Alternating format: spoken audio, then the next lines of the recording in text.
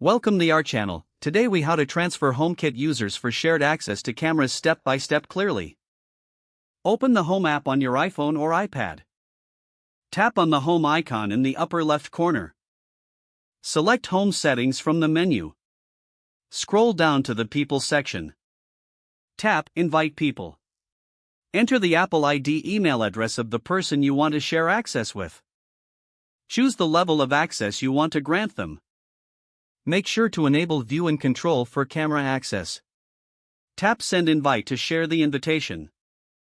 The invited user will receive a notification on their device. They need to accept the invitation to gain access. Once accepted, return to the People section in Home Settings. Verify that the new user appears in the list. Check the permissions to ensure View and Control is active. If needed, you can modify the permissions later.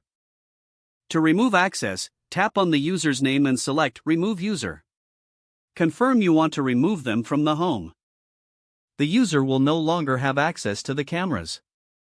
Remember, each user must have an iCloud account. They should ensure that HomeKit is set up correctly on their device.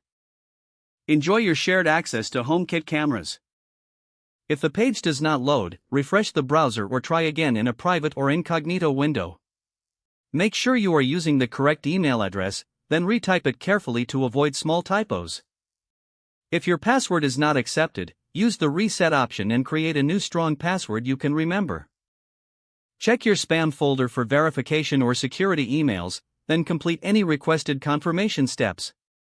Enable two-factor authentication if available to improve account security and reduce unauthorized access risk.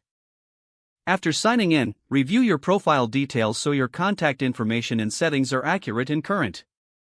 If you see an error message, note it down and try again after restarting your device and internet connection.